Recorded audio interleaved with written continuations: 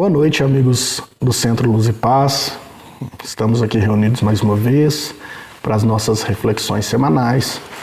Como sempre, vamos iniciar pedindo a bênção de Jesus, que disse que quando 2 ou mais pessoas estivessem reunidas, Ele se faria presente. Temos a certeza dessa sua presença hoje. Também pedimos e agradecemos a presença dos nossos mentores espirituais, dos mentores espirituais de nossa casa espírita. Sendo assim, vamos trazer nossas reflexões de hoje. Vamos falar hoje, retomando aí nossos estudos sobre as parábolas e ensinos de Jesus. Vamos trabalhar hoje, refletir um pouquinho sobre a parábola do servo trabalhador. E a parábola do servo trabalhador, ela traz uma ideia também com uma relação muito próxima com a parábola da figueira seca, né, ou a figueira que secou. Mas vamos ler rapidamente aqui a parábola para lembrar aqueles que não lembram e depois da nossa reflexão, sugiro, quem tiver curiosidade, relembrar, busquem lá na Bíblia, está em Mateus, capítulo 17, versículos 5 a 10. E os apóstolos disseram ao Senhor: acrescenta-nos a fé.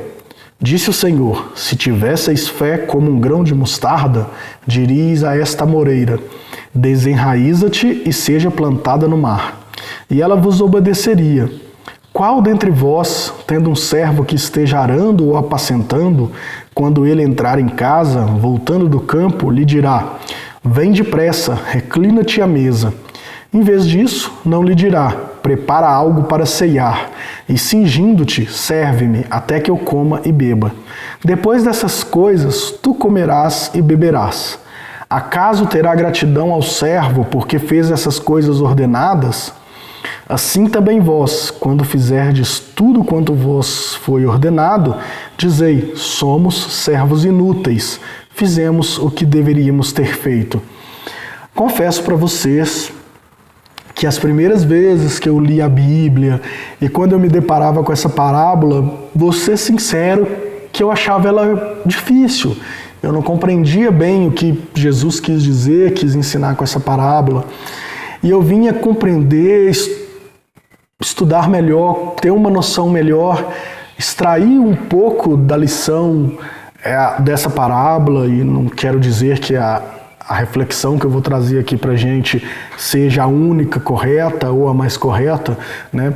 Eu sempre bato nessa tecla, não existe a Bíblia e os ensinos de Jesus, não há uma única interpretação correta, uma interpretação mais certa ou uma melhor que a outra. Na verdade, quanto mais a gente estuda, né, estuda os ensinos de Jesus, o Velho Testamento, o Novo, a revelação espírita, né? Quanto mais a gente estuda, a gente vai ampliando o nosso leque de conhecimento, a nossa visão se amplia e a gente vai ampliando também nossa interpretação, vai aprofundando nosso entendimento sobre as lições de Jesus. E isso aconteceu comigo ao estudar essa parábola. Então, quando eu comecei a estudar essa parábola, também fazer o cotejo dela, relacionando ela com as outras parábolas, e a gente pega o livro de Mateus, é um livro que traz bastante parábolas, e a gente precisa fazer essa compreensão, esse estudo sistematizado delas, a gente passa a compreender. E por isso eu acho ainda uma redação dela um pouco confusa, não tão clara, mas se a gente lembrar também, a gente vai fazer isso aqui na nossa reflexão, com a parábola da figueira seca, torna mais fácil da gente compreender o que essa parábola nos ensina. E na verdade, a gente vai ver que não é nada muito complicado, não é nada difícil, a lição dela é bem bacana, bem importante. E para a gente estudar ela, a gente precisa entender o contexto em que Jesus estava quando Jesus profere essa parábola para seus discípulos, né? Em que contexto isso se deu? Jesus traz essa parábola após sofrer uma provocação ali, um questionamento pelos seus discípulos. Seus discípulos pedem a ele como é que eles fariam, ou pedia, né, solicitando que aumentasse-lhes, que lhes fosse acrescentado a fé, né? E aí eles perguntam isso para Jesus, Jesus traz essa parábola como resposta, né? Como sempre, o método de Jesus ensinar, ele fazia com que as pessoas pensassem, com que elas raciocinassem. Muitas vezes ele perguntava de volta ou trazia parábolas, né? Para que as pessoas raciocinassem com isso e chegassem à resposta. Então os discípulos perguntam como é que poderiam fazer para acrescentar a fé. E Jesus traz essa parábola que, na verdade, o que Jesus vai trazer com essa parábola é a receita. Ele vai dar uma receita, ele vai dar o caminho, o modo pelo qual a gente pode trabalhar para aumentar a nossa fé, né? E quando eu digo aumentar a nossa fé, deixar a nossa fé mais qualificada, nossa fé mais forte, né? Uma fé diferenciada, digamos, ou com algo além, é aquela fé que a gente tratou lá na nossa conversa sobre a parábola da figueira seca, né? É aquela fé que move montanhas. Por isso, na parábola se diz, ele cita como exemplo a amoreira, né? Dizer a uma amoreira, arranca-te as raízes e se plante no mar, né? E ela vai fazer isso. O que a gente conversou é aquela fé que você supera obstáculos, né? Então, é aquela fé que vai além, que você não somente acredita, como você supera, move montanhas, afasta todos os obstáculos e ainda assim produz bons frutos, né? Voltando um pouco na parábola da figueira seca, o que a gente diz ali? É aquela fé, ou seja, a parábola da figueira seca, o que Jesus esperava dela? Que ela desse bons frutos, mesmo não sendo época de colheita, né? Então essa fé que move montanhas é aquela, estamos aqui na terra vivendo provas e expiações, somos ainda espíritos imperfeitos, mas e mesmo não estando na época de colheita, ou seja, não sendo perfeitos, somos capazes sim de produzir bons frutos, né? Era isso que Jesus esperava da figueira seca, ou seja, que ela produzisse bons frutos, mesmo não tendo época de colheita, ou seja, superasse essas adversidades para produzir bons frutos. E nós também, nós devemos, mesmo não sendo perfeitos ainda, mesmo estando ainda muito atrasados, ainda num mundo de provas e expiações, poderemos sim, e devemos já superar essas dificuldades e produzir bons frutos. Essa é a fé que move montanha, né? De superar esses obstáculos. Por isso mover montanha, não literalmente, o que eu pensava isso quando criança, quando adolescente, acho que muita gente pensa, é uma fé que é capaz de mudar a montanha física do lugar. Não, tudo isso é um sentido simbólico, né? Então, a gente diz que move montanhas quando a gente supera os obstáculos, né? Quando a gente escala uma montanha com toda a dificuldade, depois desce, ultrapassa essa dificuldade de alguma forma, né? Então, essa parábola de hoje do servo trabalhador, digamos que ela é uma sequência da parábola da figueira seca, e ela ajuda a gente a compreender como se dá, o que fazer para a gente adquirir essa fé que move montanhas. A parábola, então, é sobre isso que ela nos compete, né? A gente vivendo nesse mundo de provas e expiações, qual que é a nossa obrigação? É nossa missão viver essas provas e expiações para a nossa evolução espiritual. A gente deve viver elas com bastante alegria, com resignação e com humildade, né? Só que isso é nossa obrigação. Ninguém aqui vai sair, parabéns, você completou sua vida, sua programação reencarnatória, viveu de forma superou todas essas dificuldades, essas provas e expiações com muita resignação, com muita alegria, mas isso é a nossa obrigação. Estamos aqui para isso, né? Não é isso que vai nos dar essa fé qualificada, não é isso que vai acrescentar a nossa fé. A pergunta dos discípulos foi: o que eu posso fazer para acrescentar minha fé? Eu já tenho que ter essa fé de viver minhas provas, minhas expiações, passar por isso com muito amor, muita resignação e humildade. Eu tenho que ir além. O que eu posso fazer para ir além? Para ter uma fé que vai além disso, né? Eu quero passar disso, eu quero ir um passo a mais do que simplesmente viver as provas e expiações que estão previstas na minha reencarnação, na minha programação reencarnatória, né? É sobre isso, então, que é essa parábola, né? E aí vamos entender também, mais uma vez, um contexto daquela época. Porque o que a parábola está falando? Sobre cumprir nossas obrigações. O que é nossas obrigações, o que é além das nossas obrigações e o que é aquém das nossas obrigações. Naquela época em que Jesus proferiu essa parábola para os seus discípulos, era costume que os servos, né, aqueles servos que trabalhavam na lavoura ou que guardavam gado, que ao final do dia de trabalho eles retornavam para casa e, mesmo já tendo trabalhado todo dia, era a obrigação deles, era o acerto, que eles preparavam a ceia, colocavam a mesa, servia ali aos seus senhores e só depois disso eles iriam ceiar, só depois disso eles iriam comer. Isso era a obrigação deles. Eles, assim fazendo, eles não estavam cumprindo mais do que a obrigação deles. O Senhor deles não via nenhum mérito a mais, nada digno de nota, de se notar, porque eles estavam cumprindo o que eles estavam ali para fazer, o que era esperado deles, né? Então era esperado deles que eles fizessem justamente isso, cuidassem do campo, retornassem, preparassem a ceia, servissem a mesa, aguardassem o Senhor ceiar e só depois se alimentassem. Essa era a obrigação delas. Em nossa realidade hoje, né, o que eu coloquei, seria justamente qual que é a nossa obrigação, o que o Senhor espera de nós. Ele espera de nós, o mínimo que Ele espera de nós é que cumpramos que viemos aqui, que podemos cumprir nossa programação reencarnatória, que possamos passar por nossas provas e expiações justamente de uma maneira resignada e com muito amor e com uma alegria. A gente não está fazendo nada demais, né?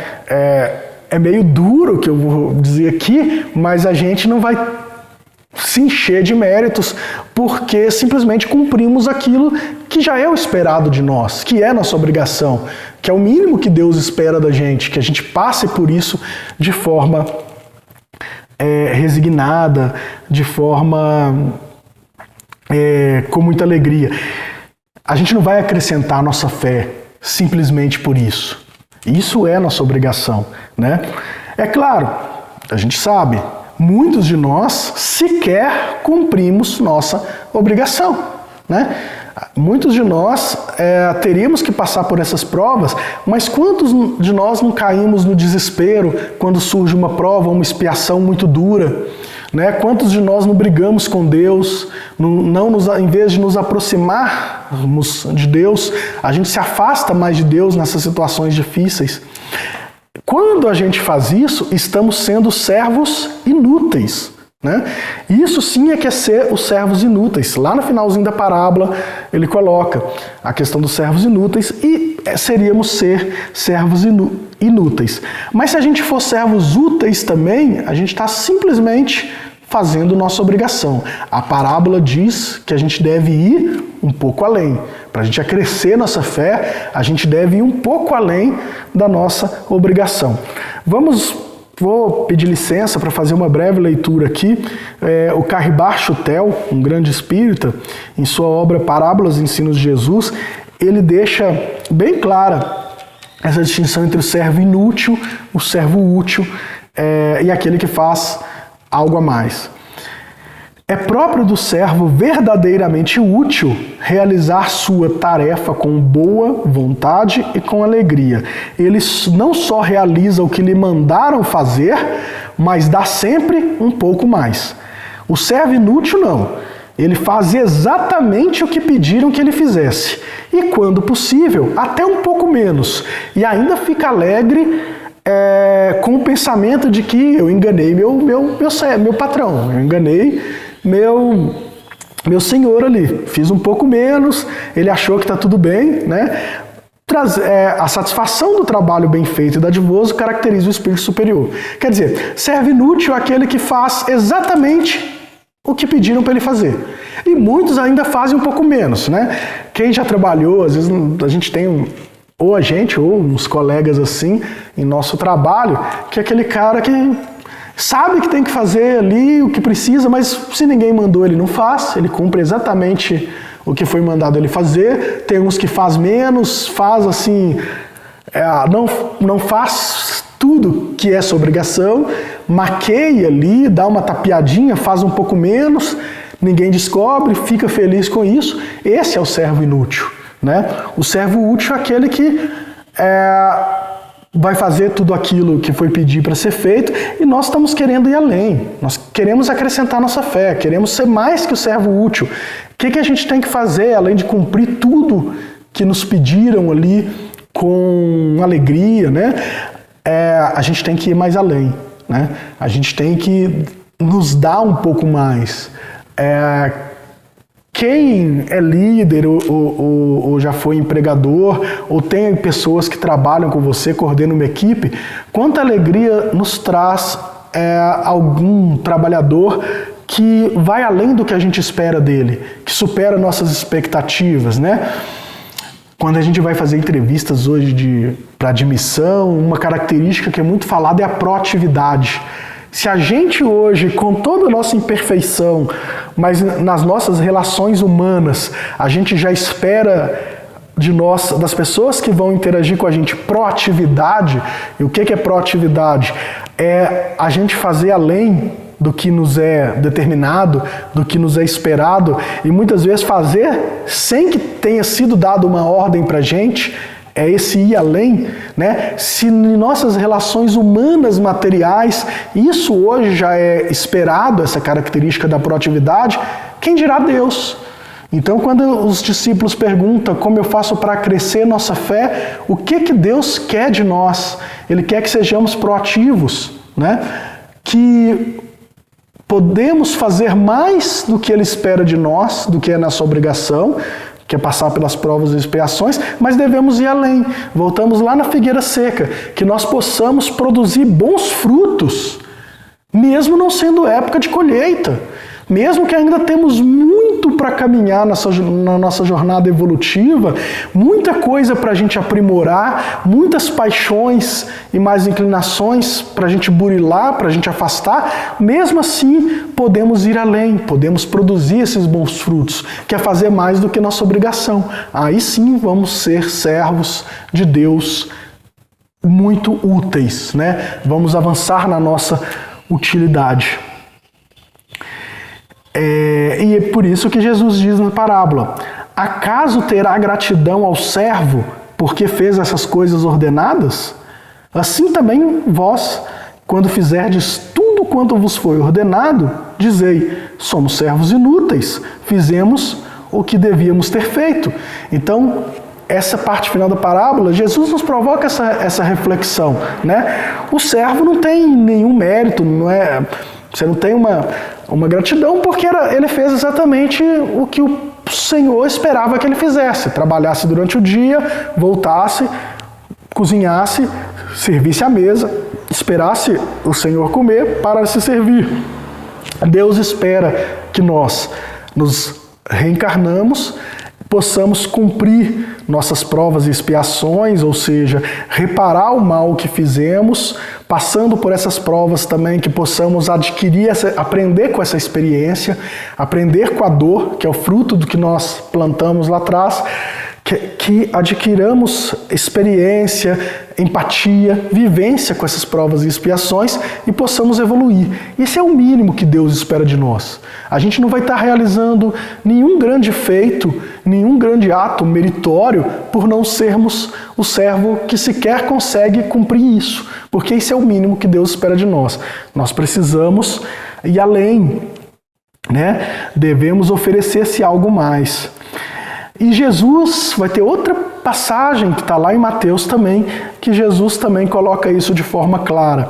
Essa passagem a gente já é mais fácil de entender, é uma frase, um versículo, é muito simples, que fica bem claro que Deus espera que a gente vá mais além, que Jesus espera e nos ensina ir mais além, né? E que versículo é esse? Mateus capítulo 5, versículo 41, né?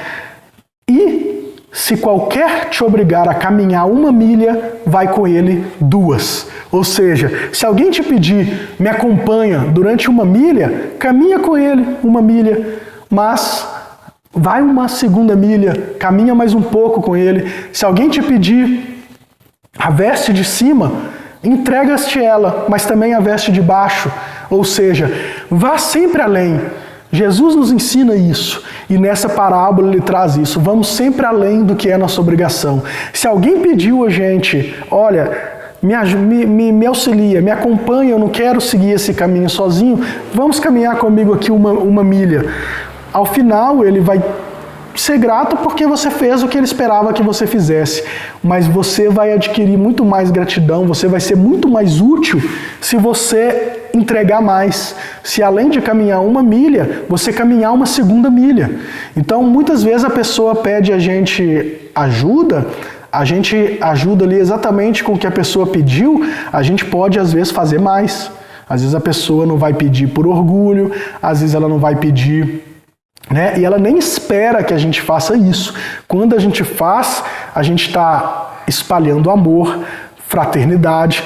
Então, muitas vezes, a gente está na rua, vem uma pessoa que está passando dificuldades materiais e nos pede ali R$1, R$2, R$5, a gente dá ajuda, né? Aí, usando essa parábola, vamos pensar, o que a gente poderia fazer mais por essa pessoa? Além de dar ali o que ela está pedindo, eu poderia dar ela comida também, eu poderia dar ela, às vezes ela me pediu ali esse trocado, mas eu vejo que ela está passando frio, eu posso, além desse trocado, ir um pouco mais além, eu posso ajudar, eu posso dar a ela uma blusa de frio, uma alimentação, quem sabe, se eu tiver oportunidade, posso oferecer um emprego. Então eu posso ir sempre mais além. É isso que Jesus coloca nessa parábola, ensinando aos seus discípulos como a crescer a fé. É ir além, é produzir os bons frutos, mesmo com toda essa dificuldade. Né? Eu não preciso ser um ser já de luz, um espírito posicionado no topo da pirâmide da escala espírita para fazer o bem. Né? É a figueira que dá frutos mesmo não sendo época de colheita. Essa parábola trata sobre isso. É o fazer o algo mais, o algo que não é esperado, que não é só nossa obrigação. É caminhar 1 milha a mais. É dar também aquela roupa de baixo, o que não foi nos pedido, a túnica que não foi nos pedido. É fazer sempre um pouco mais, né? E quando a gente faz isso, a gente remove obstáculos, né? Não só em relação à nossa evolução, mas também em relação aos demais. É exercer a caridade, a fraternidade. É sempre ter em mente que eu posso sempre dar um passo a mais. Eu posso sempre fazer um pouco mais do que é esperado de mim. E isso em todas as esferas da vida.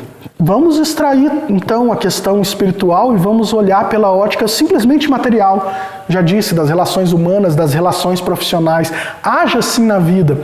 Faça isso no seu trabalho para você ver se você não vai se destacar, se você não vai conseguir uma carreira muito mais promissora, quando a gente faz muito mais do que as pessoas esperam da gente. Quem é gestor sabe disso. Como a gente reconhece quando uma pessoa vai além do que lhe é obrigação. Aquela pessoa que se dedica. O mínimo que a gente vai reconhecer, essa pessoa é extremamente comprometida, é extremamente dedicada.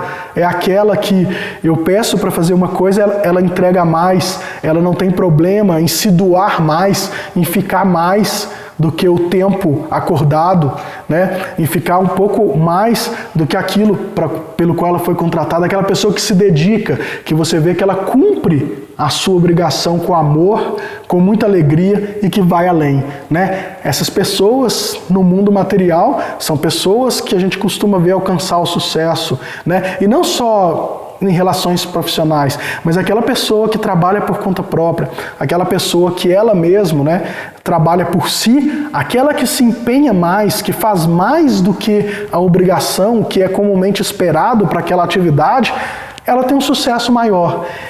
E no mundo espiritual não é diferente. Afinal, o mundo material é uma cópia muito imperfeita do mundo espiritual. Se aqui as pessoas que se dedicam mais, que fazem algo a mais, têm sucesso, na nossa vida espiritual, a mesma coisa. É o que Jesus nos disse. Vamos além, né? Vamos fazer além da nossa obrigação, além do que nos é esperado, e nós vamos obter também muito sucesso na vida espiritual, né? Nós vamos caminhar a passos mais largos na nossa jornada evolutiva. Né? É esse passo a mais que nos traz conquista individual no plano material e também no plano espiritual. E isso traz caminhar uma milha a mais, fazer um pouco a mais, isso nos causa, nos exige um certo esforço, um certo sacrifício, sim, mas a gente não conquista nenhum valor espiritual sem suor, sem trabalho, sem dedicação, sem conquista, né? Se a gente precisa trabalhar muito para ter sucesso material na Terra, né, a gente precisa também trabalhar. Por que seria diferente no mundo espiritual? Para adquirir sucesso no mundo espiritual, eu também preciso trabalhar muito, caminhar muito, ter muito suor, né? Para finalizar aqui, né, já chegando ao final da nossa reflexão, eu queria trazer uma fala da Eliane Alves Batista, também uma estudiosa espírita. Ao analisar também essa parábola, ela conclui da seguinte forma: somos todos nós estes servos do Senhor, na lavoura terrena, trabalhando e construindo o nosso futuro, pois para isso viemos à presente reencarnação. Para tal fomos contratados e ora nos encontramos no cenário terrestre a desempenhar nosso papel, para o que devemos nos empenhar em fazer o melhor que pudermos, ou seja, caminhar a segunda milha, a milha do sacrifício e da humildade. Então, nossa reflexão de hoje é essa, que possamos, amigos, depois das reflexões dessa noite, sempre parar e nos perguntar o que Deus espera de nós e como eu posso ir além, né? Estou aqui na Terra, reparando o mal que eu fiz, passando por provas e expiações, mas é só isso que eu vou fazer? Não, eu vou fazer isso bem, porque é o que Deus espera de mim, mas eu quero ir além. O que eu posso fazer além disso, né? Aonde eu posso ir mais? Então, irmãos, essa foi nossa reflexão de hoje. Vamos passar para o nosso momento das irradiações, irradiando muita luz a todos aqueles que se encontram enfermos nos hospitais, muitas vezes solitário, sem o acompanhamento da família. Aquelas famílias também que estão em agonia pelos seus entes queridos que partiram ou que se encontram nos hospitais, e aqueles que partiram, que a gente possa irradiar muita luz para que compreendam que é só uma separação temporária, mas que todos vivemos e vamos nos reencontrar um dia. Que a legião de trabalhadores de Deus possa amparar todos esses necessitados, inclusive a nós, e que possam colocar em nossas águas, neste recipiente ou em suas casas, os fluidos necessários ao nosso reequilíbrio, à nossa reorganização física e espiritual. Desejamos a todos os nossos irmãos e também aos nossos inimigos muita luz. Após realizarmos nossas irradiações, vamos fazer, como sempre, nossa leitura final, nossa mensagem do dia, lendo aqui o livro psicografado por Clayton Levi, editado pelo Espírito Sheila, hoje, dia 6 de dezembro, a mensagem de hoje. Vamos achar aqui o dia 6. A mensagem de hoje é no clima da prece. Acalme seu coração, dificuldades são ensinamentos importantes. Se você caiu, apoie-se no trabalho edificante para reerguer-se. Se a doença o visita, encare-a sem revolta nem desânimo, recorrendo aos recursos necessários para a volta ao equilíbrio. No mundo, a noção de saúde ainda se limita à visão parcial do corpo físico. Há, porém, doentes saudáveis do ponto de vista espiritual, assim como existem pessoas em plena posse das energias físicas, entretanto doentes do espírito. Lembre-se de que a vida gera mais vida. Lutas, dores, decepções e tristezas formam o quadro abençoado de experiências que nos ensinam a perseverar sempre, em qualquer situação. Prossiga trabalhando no bem. Rejeite os pensamentos negativos no clima da prece e você sentirá a presença do mais alto amparando-o. No final, tudo passará e você se descobrirá feliz e capaz de muitas realizações. Meus amigos, desejo que todos vocês tenham uma semana de muita luz, muita paz, muito trabalho e que Jesus nos permita estarmos juntos na próxima segunda-feira. Um grande abraço e boa noite a todos.